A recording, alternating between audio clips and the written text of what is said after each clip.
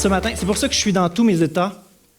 C'est parce que, dernière minute, je veux vous partager 1 Corinthiens 16, verset 13, qui dit « Restez vigilants, tenez ferme dans la foi, soyez courageux, fortifiez-vous. » C'est rien que ça, le verset. Tu veux avoir de quoi de plus stimulant qui réveille? En prenant son café le matin, là, tu lis « Restez vigilants, tenez ferme dans la foi, soyez courageux, fortifiez-vous. » C'est juste ça le verset, je trouve ça extraordinaire, vers la fin de la lettre de Paul aux Corinthiens. Restez vigilants, soyez fermes dans la foi, soyez courageux, fortifiez-vous. Puis dans des temps comme présentement avec la COVID, notre foi, notre discipline de foi, de se nourrir dans la parole, puis de servir le Seigneur, il y a du découragement, c'est plus difficile. Alors, d'autant plus, il faut se répéter ces choses-là. Puis, tu sais, des fois, il faut parler à Dieu, réclamer ses promesses, déclarer ses promesses dans nos vies. Des fois, il faut se parler à soi-même. Je vais rester vigilant. Il faut se parler à son âme. Là. Comment? Je vais rester vigilant. Je vais tenir ferme dans la foi. Je vais être courageux. Je vais me fortifier dans le Seigneur.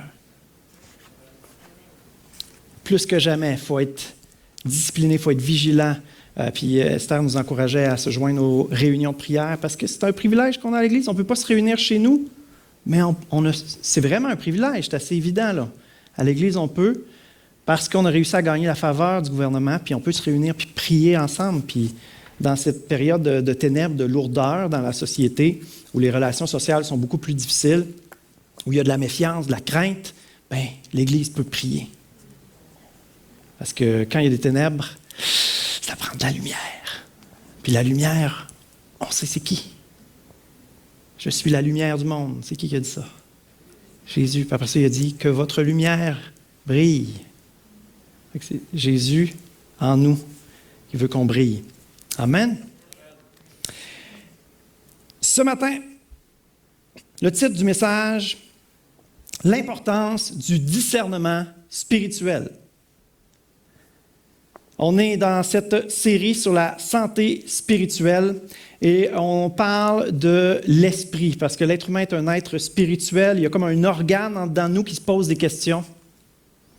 C'est ça, l'esprit. Il se demande pourquoi on existe, il se demande vers où on va. C'est quoi la raison de tout ça? On a un organe, il y a un vide dans le cœur de l'homme qui a la forme de Dieu. Tellement une belle citation de Saint Augustin. Rendu populaire par Blaise Pascal, il y a un vide dans le cœur de l'homme qui a la forme de Dieu. L'être humain est un être spirituel, il y a quelque chose qui le dépasse, a besoin d'un amour plus grand que lui-même. Puis il y a juste un Dieu plus grand que l'univers qui peut donner ça. Alors, il sera question de discernement spirituel parce que, un peu comme quelqu'un qui travaille dans la construction, s'il n'est pas capable de discerner si le matériel est bon, il met des briques, puis il s'effrite, ils ont été mal construites. Le bois est déjà pourri, il ne s'en rend pas compte. Il construit la maison avec ça. Ça ne marchera pas. De la même façon, spirituellement, si on veut construire solide, la semaine passée, il était question de l'éveil spirituel puis de construire sur Jésus. Ensuite de ça, si on veut construire, bien, ça nous prend des bons matériaux. Alors, c'est pour ça que ce matin, discernement spirituel, ça prend des matériaux solides. Et comme j'introduis chacune de mes prédications à l'automne, nous plongeons tout l'automne 2020 dans un traitement intensif pour que Dieu nous fasse une santé. Dieu nous a créés. Dieu, c'est le grand médecin, le grand psychologue, le grand coach de vie. Et on remet nos vies entre ses mains pour que lui puisse faire son œuvre en nous. La santé spirituelle, c'est le meilleur, le point de départ parfait pour une vie abondante, une vie riche, une vie saine. Combien savent que le monde n'est pas ce qu'il devrait être? Combien savent que l'être humain n'est pas ce qu'il devrait être? Et ça prend une vitalité spirituelle qui vient puis qui redresse les choses tranquillement. Avec le Seigneur, toute la vie prend son sens. Et là, toute notre raison de vivre se réveille. Et nos talents, notre façon de penser, notre estime de nous-mêmes, tout est restauré de plus en plus par Dieu. Puis il y a une croissance, il y a une vitalité qui vient à tous égards. Alors, je vous invite à écouter les premiers, deuxièmes messages qu'il y a eu dans les semaines passées, où il y avait des versets formidables justement sur ça, Proverbe 3, Psaume 1, où on voit que la bénédiction de Dieu finit par arriver sur tous les plans. Alors, il est question de santé sur le plan personnel.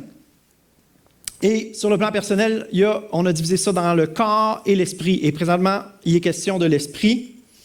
Le corps viendra ensuite. Dans le corps, il y aura physique, intellectuel, émotionnel. Et ensuite, on va embarquer dans les relations, des relations en santé. Et en tant qu'Église locale, une Église locale en santé, une Église locale saine, alors on est effectivement dans ce troisième message. Et la semaine passée, il était question de l'éveil spirituel. La logique, ça aurait été la progression spirituelle, sauf que je considère que je l'ai un peu déjà fait. Le 5 août dernier, où j'ai prêché « Progresser dans la grâce ». Et on a étudié le texte de 1 Jean 2 qui parlait de petits enfants, jeunes gens et pères dans la foi. Et là, je nous encourageais à ça, réfléchir à c'est quoi justement les étapes d'une croissance spirituelle.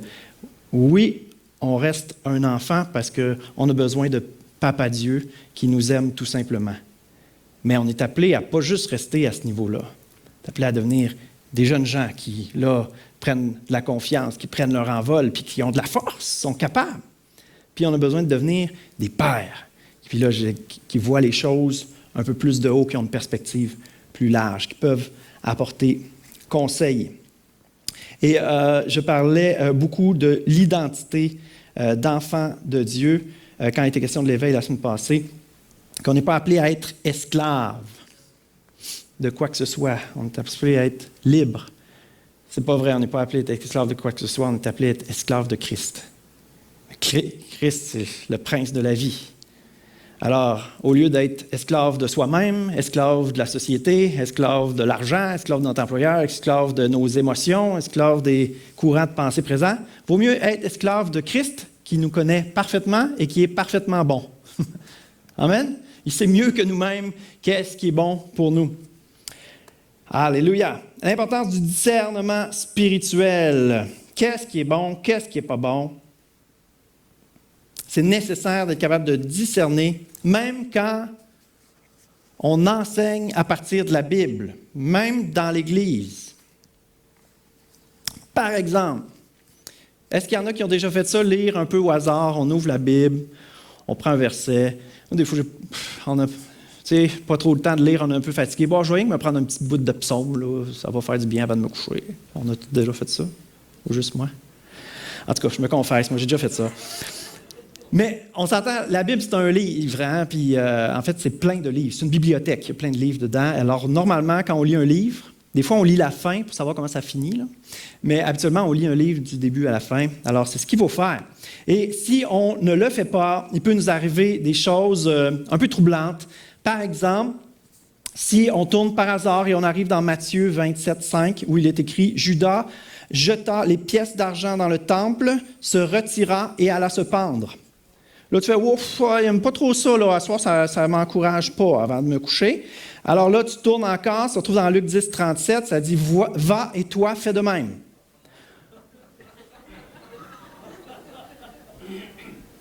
OK. L'importance du contexte. Ah oui, vous savez, dans l'histoire de l'Église n'est pas parfaite. Et même, on a tué des scientifiques qui émettaient l'hypothèse que la Terre était peut-être ronde. L'Église a fait ça. Pourquoi? Parce que dans Psaume 104, verset 5, il est écrit « Il a établi la terre sur ses fondements. Elle ne sera jamais ébranlée. » Alors, si la terre est sur des fondements, s'il y a des extrémités de la terre, s'il y a des bouts de la terre ne peut pas être ronde. Alors, on a tué Copernic, je pense. Oh là, je m'excuse. Ça fait trop longtemps que j'ai appris ça à l'école. Mais bref, on a quand même tué des scientifiques qui amenaient cette hypothèse-là au nom à cause de ce que la Bible disait. Aïe, l'importance de l'interprétation, l'importance de discerner. Le contexte est tellement important. Aujourd'hui, on doit porter un masque. Limiter le nombre de personnes dans la salle, c'est crève-cœur. Louer le Seigneur avec un masque. Genre, Esther avait conduit les chants, puis elle avait la larme à l'œil en voyant l'église avec des masques. C'est crève-cœur, ça fait mal au cœur. Vous savez, quand Jésus est né, il y a des directives qui ont été données par le roi de la région, puis Marie, Joseph, Jésus se sont enfuis en Égypte. Ils ont fui les règles du gouvernement. Donc, nous aussi, aujourd'hui, est-ce qu'on ne devrait pas faire à l'encontre des règles du gouvernement? Non? Quel est le contexte? Le roi Hérode demanda qu'on tue tous les bébés garçons de moins de 2 ans. De 2 ans et moins. C'est pour ça qu'ils ont fui. Il y a des anges qui les ont avertis avant. Alors, ce n'est pas la même game, hein? Vous comprenez qu'on peut prendre un verset biblique, un passage biblique, l'interpréter comme on veut, puis prouver, soutenir, justifier notre décision en m'appuyant sur la parole. Aïe, aïe, aïe, aïe, aïe, aïe, aïe. L'Ancien Testament. Combien savent qu'il y a des choses troublantes dans l'Ancien Testament? Le livre des Juges, honnêtement, ne lisez pas ça avec vos enfants. Il y a des bouts d'horreur. OK? En tout cas, je ne vous raconterai pas. Lisez-le si vous êtes curieux. Vraiment, il y a des trésors dans l'Ancien Testament, mais il y a beaucoup de guerres dans l'Ancien Testament. Et il y a beaucoup de chrétiens qui croient avoir une sainte colère contre, non pas le péché, non pas les choses invisibles, mais contre des gens qui s'identifient comme pécheurs, puis sont fiers de l'être, puis ils vont dénoncer, puis ils vont critiquer, puis ils pensent être habités d'une sainte colère, puis ils seraient prêts quasiment à tuer les gens. Bref, ils font quasiment mieux, ils veulent tuer leur... En tout cas, il faut se rappeler que Christ est mort pour le péché de l'humanité et qu'il a publié une année de grâce. Et que l'évangile, c'est évangélion en grec qui veut dire bonne nouvelle. Si on voulait un mot plus actuel dans la Bible, on devrait écrire bonne nouvelle selon Matthieu, bonne nouvelle selon Marc, selon Luc, selon Jean. Les chrétiens, on est appelés à partager une bonne nouvelle. Ce n'est pas toujours ce qu'on voit. Publier une année de grâce du Seigneur, c'est ce que Jésus est venu faire, c'est ce qui révolutionne la façon de penser humaine, la logique humaine, la grâce de Dieu, c'est ce qui renverse tout. Ça renverse complètement et ça transforme du tout au tout notre mentalité, notre vie, notre façon de voir la vie. C'est ça qu'on va prêcher jusqu'à ce qu'on meure.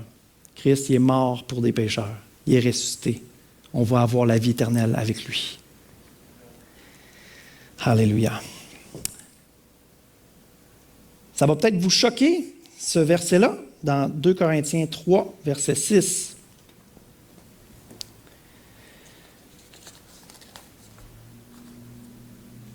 « 2 Corinthiens 3, verset 6. Il nous a rendus capables d'être ministres d'une nouvelle alliance. Une nouvelle alliance, c'est ça, là, ce que Jésus est venu faire sur la croix. Non de la lettre. Et la lettre, qu'est-ce que ça veut dire? Ça veut dire les Écritures. Ça veut dire la parole de Dieu, ça veut dire la loi.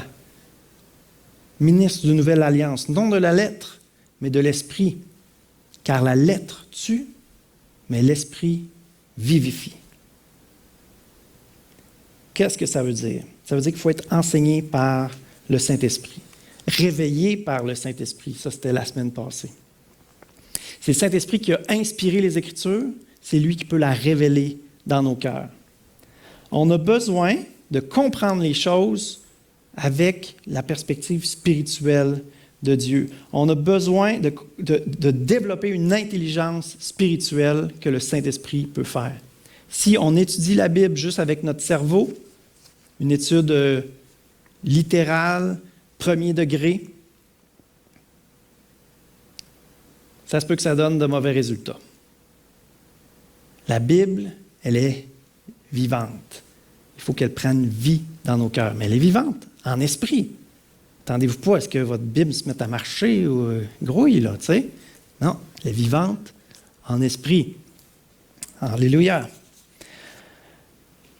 La lettre tue, mais l'esprit fait vivre. Oh là là, ça ne sera pas facile de discerner, hein? Est-ce que vous êtes d'accord que c'est un défi quand même qui nous guette? On va prier ce matin. Alléluia. Merci Seigneur pour l'estime que tu as de ton Église. C'est tellement pas logique, Seigneur, que tu aies confié à l'Église la responsabilité de partager la bonne nouvelle. C'est si précieux, Jésus, ce que tu as fait à la croix. Comment ensuite tu peux confier à des gens si ordinaires comme nous de partager la bonne nouvelle? Mais tu as fait de nous des ministres de la nouvelle alliance. Des ministres de la nouvelle alliance. Soyons courageux, tenons ferme dans la foi. Des ministres d'une nouvelle alliance. Non pas juste de les Écritures pris au premier degré pour justifier tous nos comportements, toutes nos paroles, mais de l'Esprit. Parce que l'Esprit sème la vie. Merci Saint-Esprit d'avoir inspiré les Écritures, de vouloir les rendre vivantes en nos cœurs. Et on va s'appuyer sur la parole ce matin. Et je te prie, Saint-Esprit, que tu parles au cœur puissamment, profondément, pour changer notre mentalité par la puissance de ton œuvre, Seigneur Jésus, dans nos cœurs, dans notre esprit, dans notre intelligence. Amen. Alléluia. La question, aujourd'hui, je vous parlais de la construction un petit peu en entrée de jeu. Alors, de quoi voulons-vous, qu'est-ce qu'on veut qui nourrisse notre esprit? Avec quoi on veut construire notre être spirituel? De quoi veut-on nourrir notre esprit? Et sur le plan physique, on ne serait pas prêt à manger n'importe quoi. Si tu manges juste de la junk, tu ne seras pas fort. Avaler n'importe quelle pilule. On ne gobe pas n'importe quoi. Ils font des études là, avant de mettre ça sur le marché. Hein? La nourriture, il faut prendre des précautions. Ils vont pasteuriser hein, le jus, le yogourt. Il faut faire attention. On peut être malade si on mange quelque chose de mauvais. On ne gobera pas n'importe quoi sur le plan physique. Sur le plan intellectuel, quand tu fais des études, quand il faut que tu fasses des textes, il faut que tu cites tes sources. Tu ne prends pas des sources de n'importe quoi, de n'importe qui dit n'importe quoi. Sur le plan intellectuel, ça prend une crédibilité. On ne veut pas gober n'importe quoi, du fake news. Bref, il y a du mauvais. Hein? Il y a du bon, il y a du mauvais. Et sur le plan spirituel, là, on dirait, non, c'est pas important, un peu n'importe quoi, tant que tu es bien avec ça. Ça sonne bien, c'est cute, ça m'encourage aujourd'hui. Mais ça repose sur quoi? Ça repose sur du tant que tu es bien avec ça. Ça pèse pas, c'est pas très, très... comme argument, là, tant que tu es bien avec ça, c'est pas l'argument le plus qui me convainc, là. Hein? Je ne veux pas construire ma vie là-dessus. Et il faut savoir qu'il y a du mauvais. On a un ennemi spirituel. Son but, c'est quoi? Dans Jean 8, 14 et Jean 10, on dit c'est le père du mensonge qui veut voler, tuer, détruire. Est-ce qu'il y en a qui veulent se faire voler, tuer, détruire? Non! Alors, il faut apprendre à discerner parce que lui, il veut nous nourrir. Et même, souvent, il se plaît à infiltrer des bonnes choses. Il se plaît à tordre des vérités, semer le doute. Est-ce que Dieu a vraiment dit? C'est ça que le serpent va dire à Ève. Puis après ça, quand il va tenter Jésus, il va utiliser des versets bibliques aussi. Un petit exemple bien simple. Est-ce que c'est bon de faire des exercices? S'étirer. Moi, j'ai des problèmes de dos un peu, là. Puis depuis que...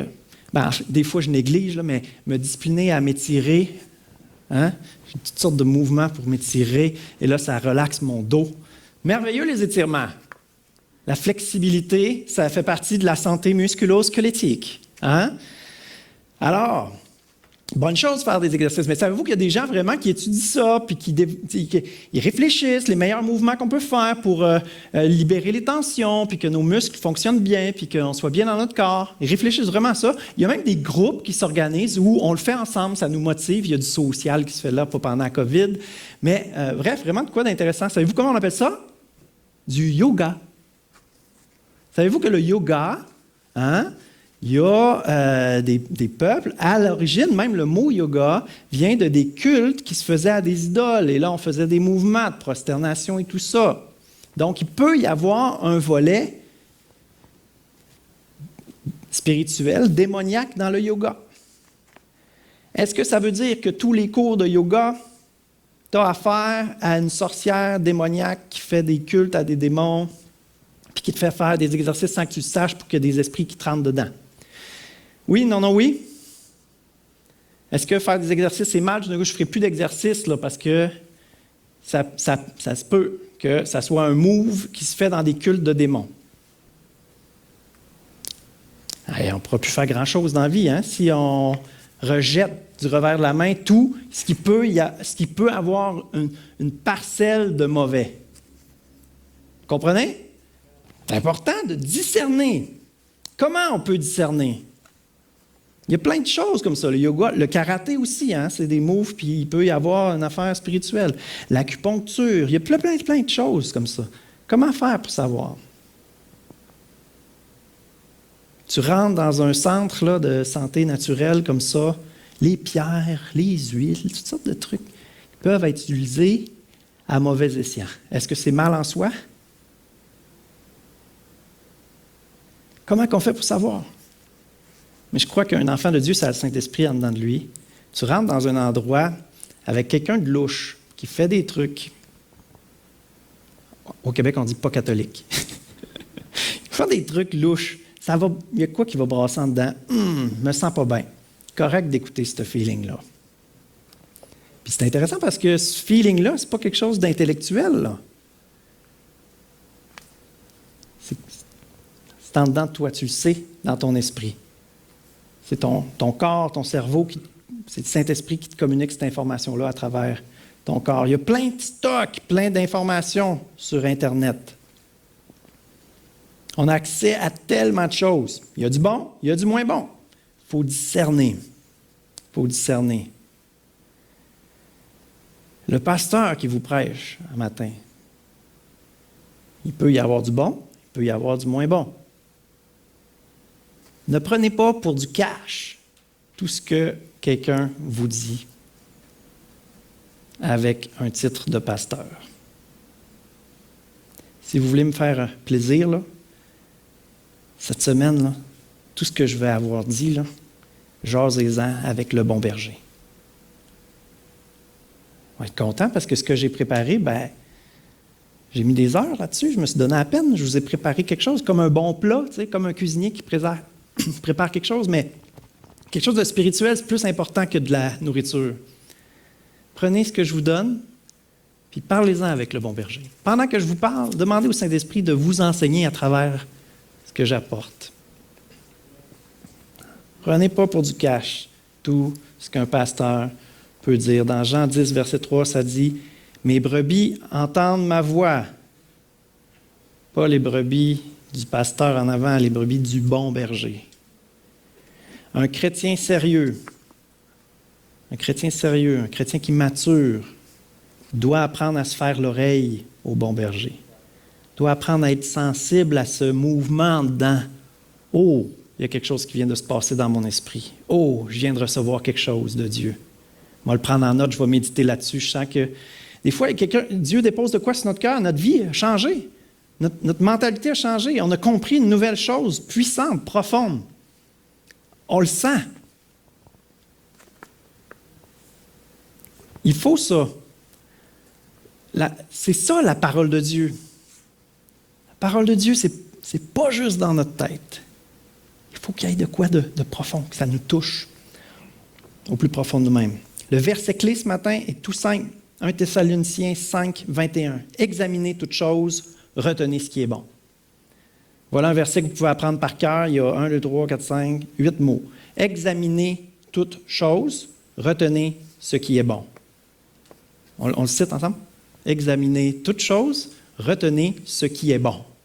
Examinez toutes choses, retenez ce qui est bon. Parfois, il y a beaucoup. Moi, je pense à, mettons, quelqu'un qui essaie de trouver de l'or dans un ruisseau. On voit ça dans des films, des fois, là, la quête de l'or, le rêve américain. Puis là, il y en a des roches. Trouvez une petite pépite, là. Hein? Examinez toutes choses. Retenez ce qui est bon. Parce que ce qui est bon, ça peut changer votre vie.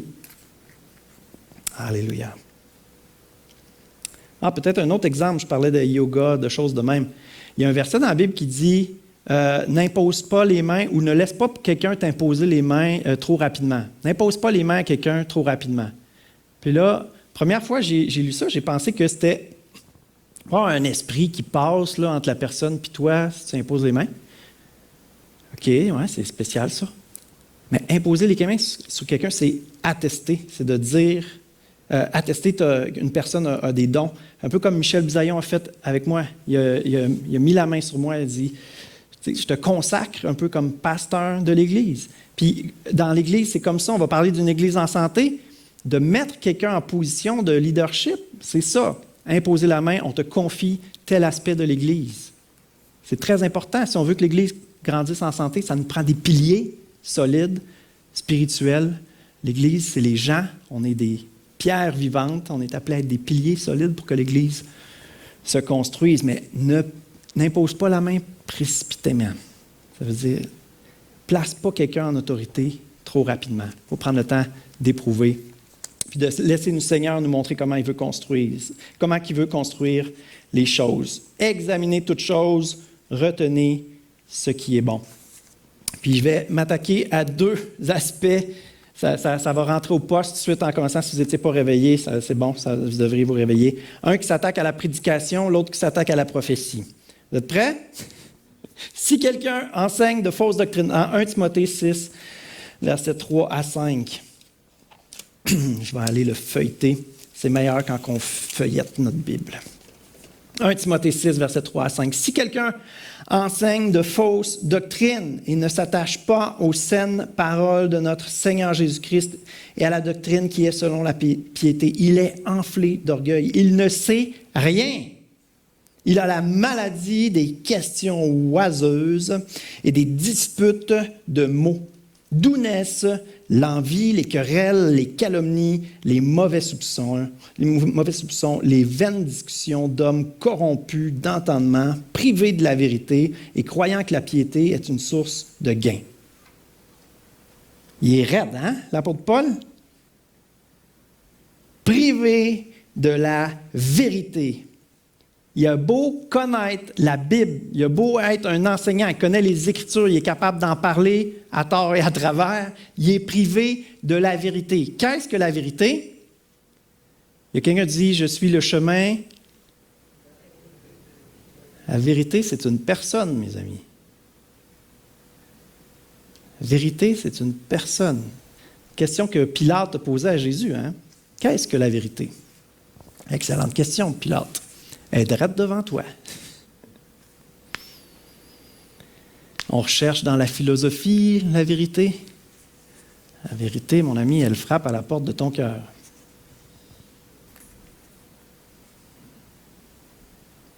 Dans ce passage-là, moi, je vous dirais, méfiez-vous des débatteux. Des débatteux. Questions oiseuses, disputes de mots, vaines discussions.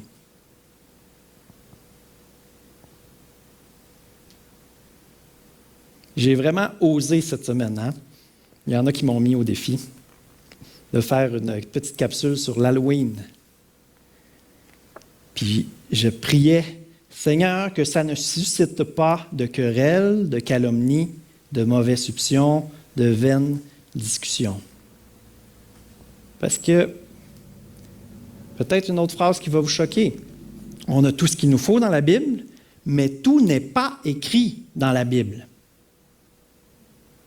Que faire avec l'Halloween comme chrétien? Il a fallu que j'aille chercher des morceaux, il a fallu que je me laisse inspirer.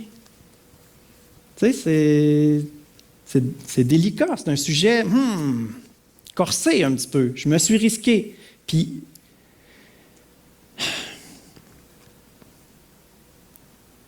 j'ose croire que je ne suis pas privé de la vérité et que je connais mon Seigneur, Jésus. Et que je le partage aussi bien mieux que je peux. Alléluia. La prophétie. Ah, c'était le rêve de Moïse, hein? À un moment donné, il a mis la main sur 70 anciens, ils se sont mis à prophétiser, puis il y a même du monde qui se prophétisait dans le peuple. Puis là, on est venu dire, hey, il y a du monde qui prophétise dans le peuple, ça n'a pas de bon sens. Il dit, je voudrais que tout le peuple de Dieu soit constitué de prophètes. Après ça, Joël a prophétisé, en ces derniers jours, vos jeunes gens auront des songes, des visions. Et là, il y a eu le baptême du Saint-Esprit. L'Esprit était répandu. Non pas juste déposé sur quelqu'un. C'est ça qui est dans l'Ancien Testament, c'était ça. L'Esprit reposait sur quelqu'un. L'Esprit, la loi dans leur cœur. Christ dans leur cœur, l'Esprit de Christ dans leur cœur. On est une communauté de prophètes. Qu'est-ce que ça fait un prophète? Ça proclame les oracles de Dieu. Alors la loi est écrite dans notre cœur. La loi, la parole de Dieu, les Écritures vivantes sont là. Et là, on est confronté à des situations, on est entouré de personnes qui ont besoin de la lumière, qui ont besoin des oracles de vie. Et là, nous, comme prophètes, c'est notre responsabilité de communiquer la vie.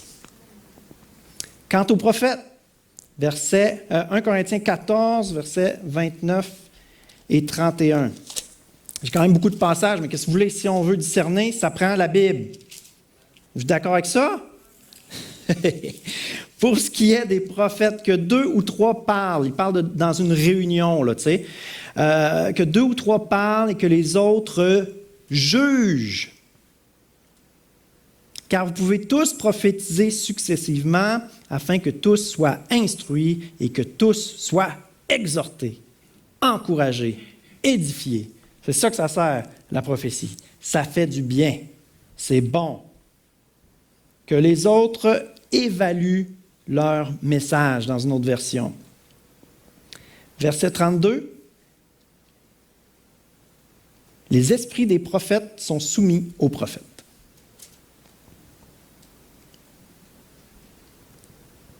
Soumission.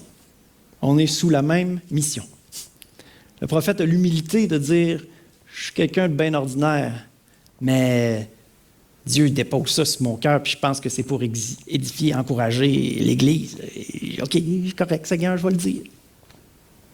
C'est ça la prophétie. C'est bon dans l'Église, c'est très, très bon aussi en dehors de l'Église. Amen? Amen. 3 outils indispensables. Écoutez, ça va être la prêche la plus simple, là, vous n'avez jamais entendu de votre vie. Bible, Saint-Esprit, mais cerveau. OK. Puis parce que je pense que les 3 doivent travailler ensemble. Pourquoi? Parce que devenir chrétien, ce n'est pas un court-circuitage de notre cerveau. Tu as été brainwashé, hein? Il y en a qui l'ont déjà entendu, celle-là. Tu es brainwashé. Non, devenir chrétien, ce n'est pas le court-circuitage de notre cerveau. Oh que non. La sagesse, la philosophie. Vous savez, ça veut dire philosophie? Philéo, amour. Sophie, Sophia, sagesse. L'amour de la sagesse. Le commencement de la sagesse, c'est la crainte de l'Éternel. La Bible n'est pas contre la sagesse, pas du tout. Contre les philosophes, les amoureux de la sagesse. Un chrétien est supposé être amoureux de la sagesse? Amen. Et de la sagesse divine, qui est encore mieux que la sagesse du gros bon sens. Amen? Bien souvent, elle n'est pas contre la sagesse du gros bon sens, mais la sagesse de Dieu a encore plus, encore mieux. Parfois contraire à la sagesse du gros bon sens, mais il faut savoir discerner. Hein? C'est plate d'avoir à discerner. Il me semble que ce serait bien plus simple si c'était ABC, voilà, tu es une bonne personne, hein? Tu es un chrétien correct. Ça passe le test. Et non, Dieu n'a pas voulu ça. Il ne veut pas des robots qui exécutent certaines règles. Il veut des êtres humains, des enfants qui aiment leur Papa céleste, qui apprennent à penser comme lui, à aimer comme lui, à rêver comme lui, à vouloir ce que lui veut. tombe bien, ce que lui veut, c'est parfait. C'est ça qu'il veut. Il ne veut pas des robots, il veut des cœurs pleins de vie. Paul à Timothée, 2 Timothée 3, versets 14 à 16. Toi, écoutez comment Paul il est convaincu que c'est solide la parole de Dieu. Là. Il encourage Timothée, là, c'est son jeune padawan, son élève, son protégé. Toi, demeure dans les choses que tu as apprises et reconnues certaines, sachant de qui tu les as apprises. Dès ton enfance, tu connais les saintes lettres qui peuvent te rendre sage à salut par la foi en Jésus-Christ. Toute écriture est inspirée de Dieu et utile pour enseigner, convaincre, corriger, pour instruire dans la justice.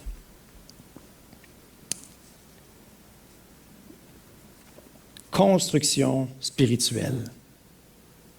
Solidité, fiabilité. Le contraire de ça, c'est quoi? Doute, insécurité. Il faut construire sur du solide. Moi, il y a plein de mots que je ressors de ce texte-là. Tiens ferme ce que tu as appris et reconnu comme certain.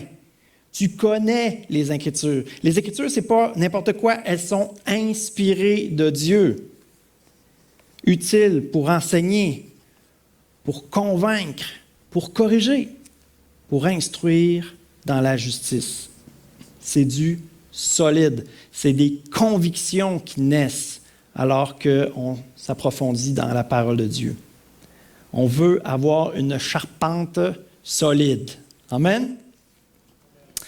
Les chrétiens de Bérée avaient compris ça.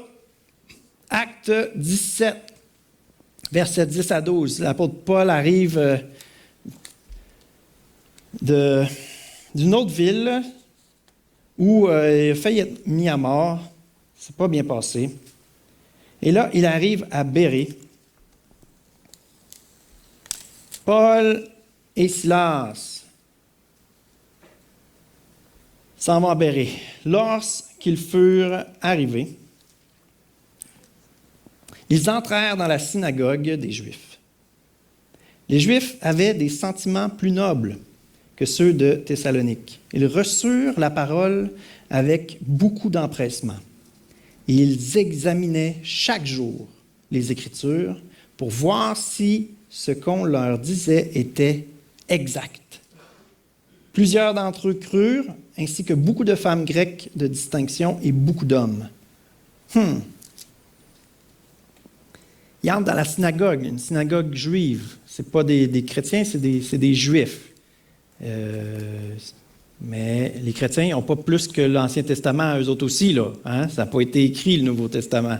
Alors, ils aiment la même parole, puis on l'aime, nous aussi, l'Ancien Testament. Mais eux, ils ont des sentiments plus nobles, sont prêts à accueillir. OK, oui, c'est bon, on va t'écouter. Ils sont confiants.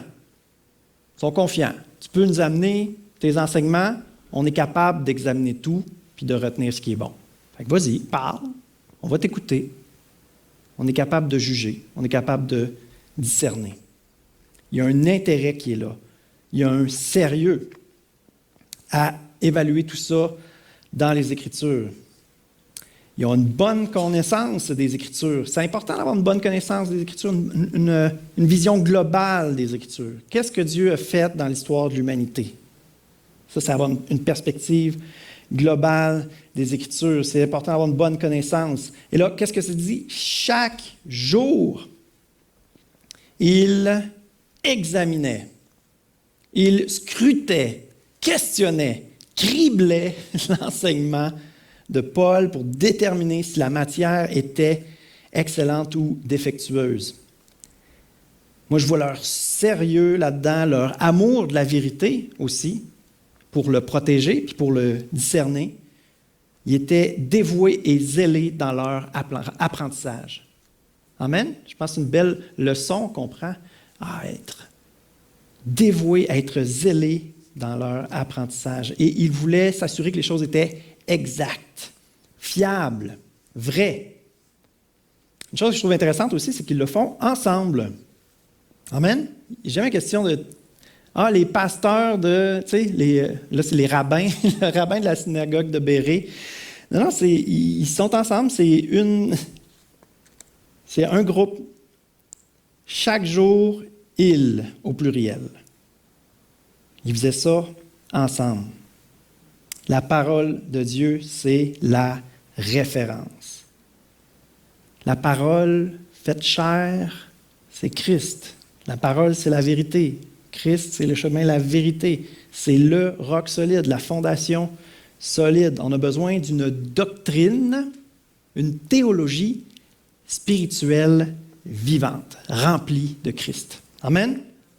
Le Saint-Esprit, on a parlé de la Bible, maintenant on embarque sur le deuxième point, le Saint-Esprit, notre enseignant.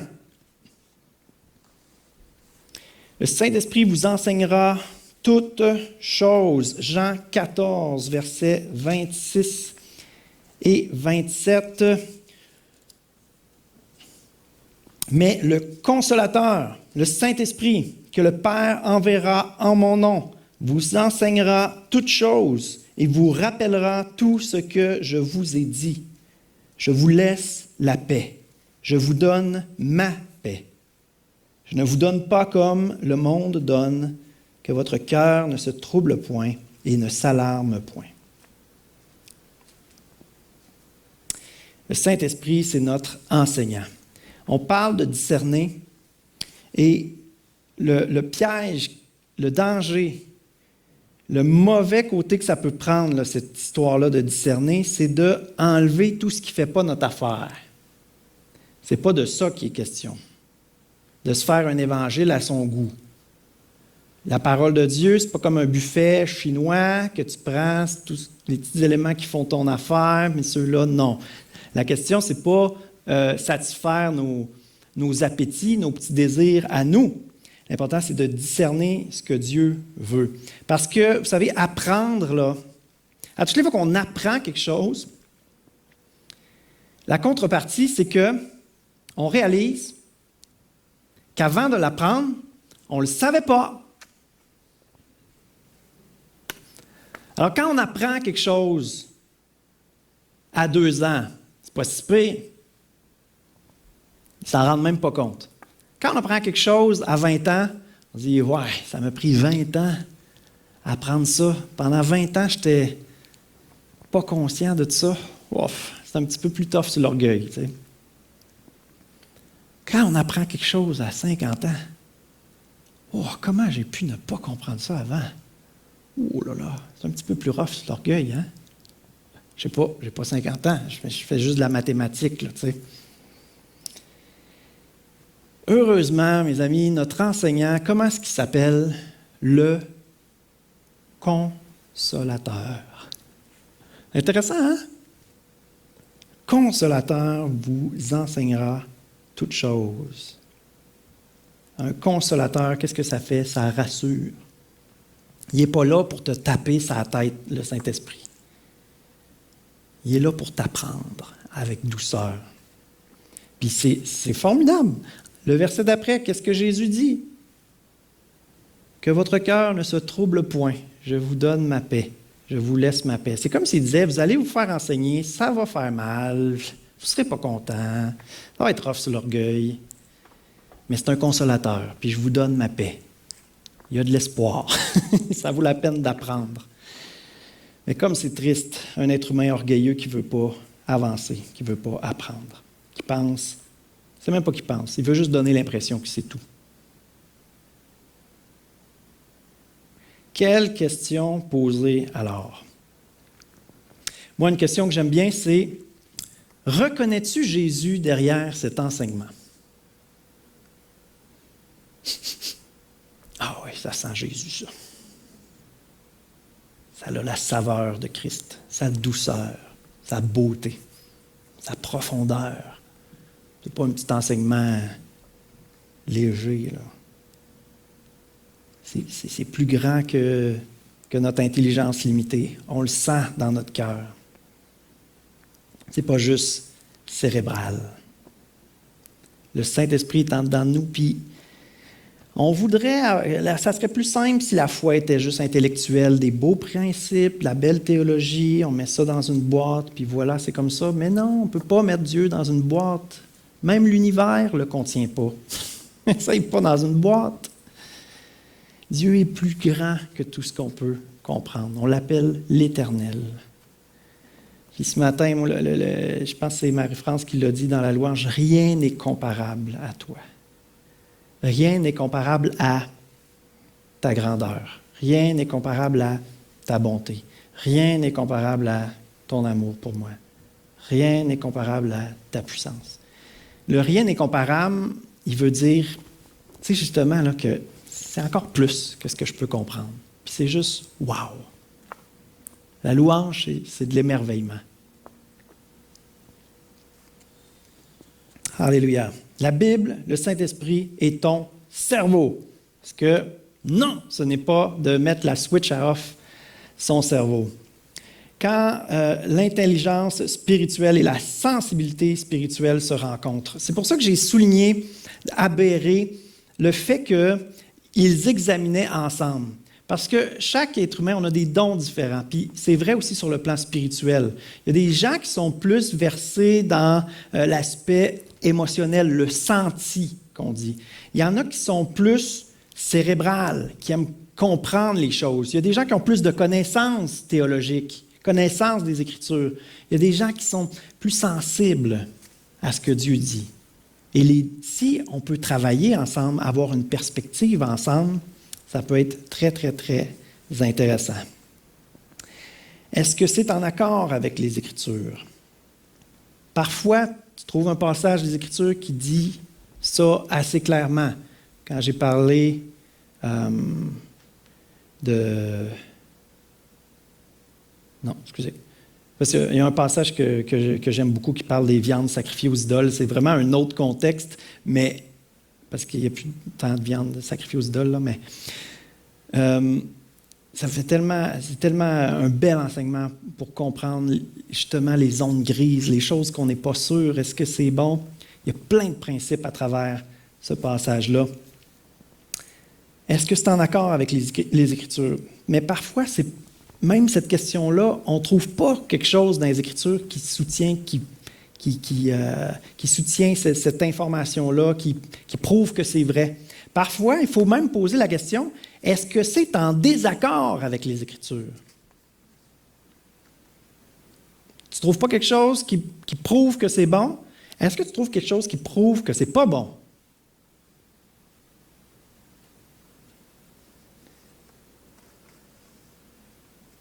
Je le disais tantôt, on a tout ce qu'il nous faut dans les Écritures, mais tout n'est pas dit. Et c'est là que les questions plus dans le senti. Est-ce qu'il y a Jésus en arrière de ça? Comment je me sens par rapport à ça? Est-ce que je sens la paix de Christ? Est-ce que ça fait du sens? Est-ce que ça construit ma foi?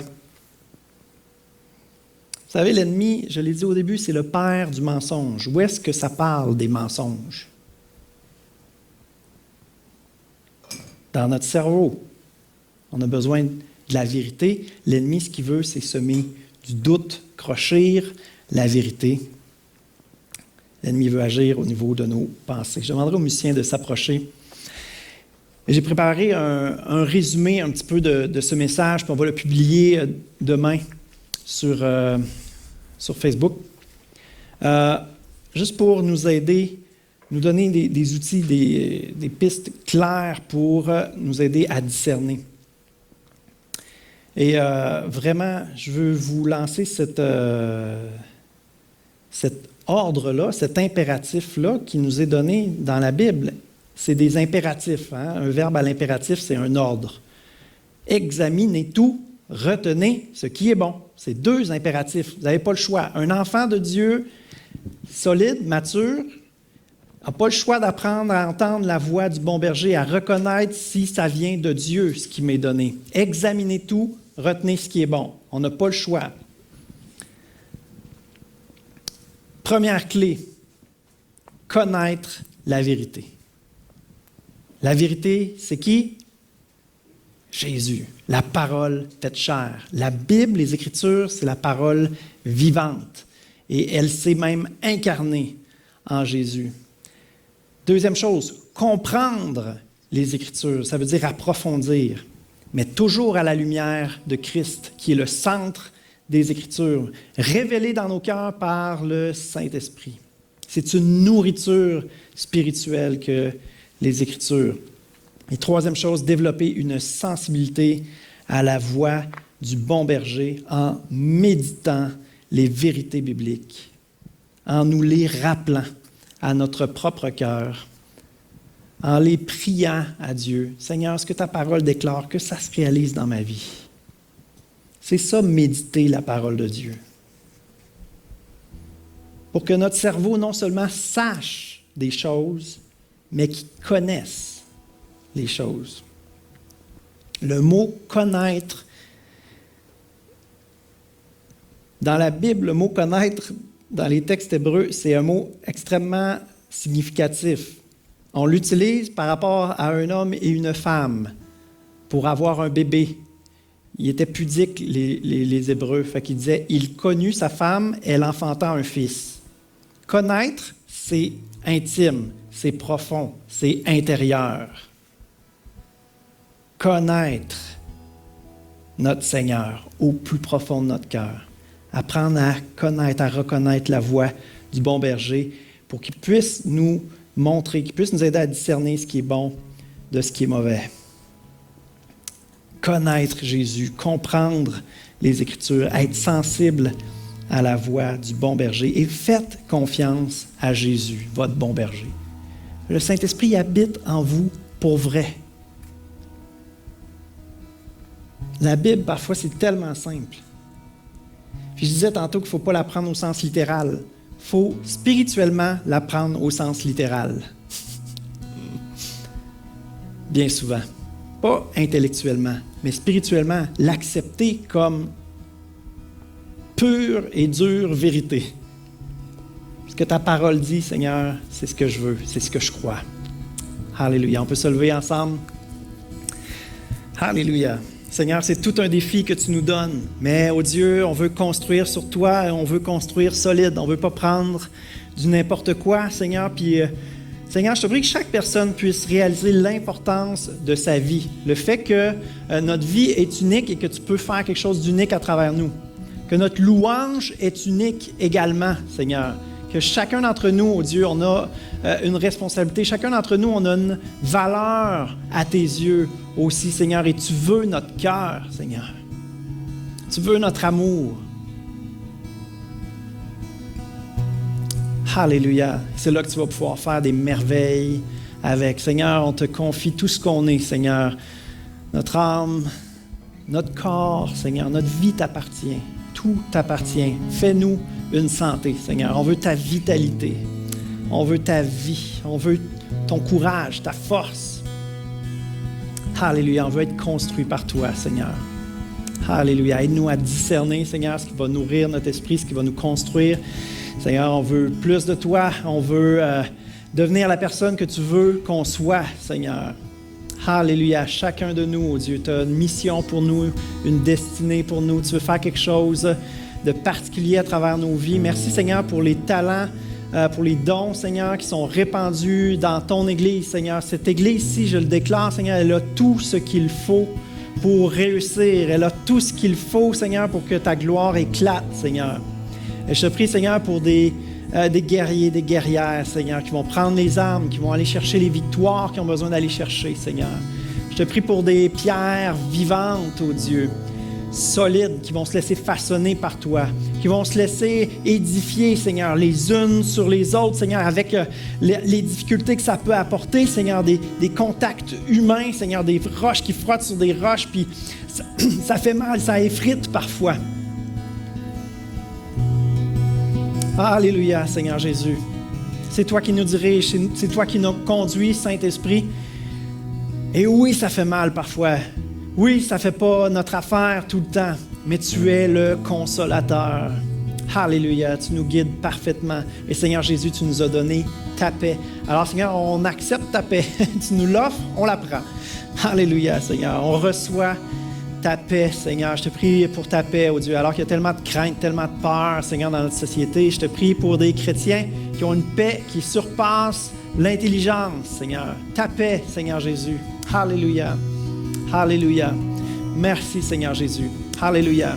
On va célébrer ton nom, Seigneur, parce que tu es bon, parce que tout ce que tu fais est parfait, Seigneur, parce que tu fais une œuvre puissante, profonde dans nos vies, dans nos relations, dans cette Église, Seigneur. Sois loué, Jésus, sois magnifié. Toute la gloire te revient, Seigneur. Amen. Amen.